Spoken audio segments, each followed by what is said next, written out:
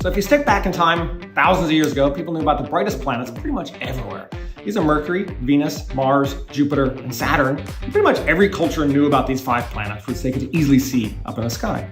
They had different names for them, names that we use now in English. These come from the Roman names. And that's because the early astronomers in Europe wrote in Latin, and Latin was the language of the Roman Empire, so we ended up with these Roman names after the Roman gods: Mercury, Venus, Mars, Jupiter, and Saturn. If we keep on going outward, we have 3 more things that historically have been called planets. So you have Uranus, Neptune, and Pluto.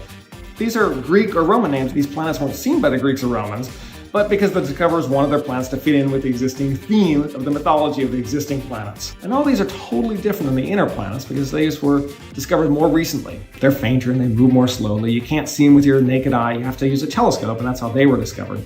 But since then, as telescopes have gotten bigger and bigger, and astronomers keep finding smaller and smaller things in the solar system, and we discovered some things that are just a couple of meters across, like literally the size of a person.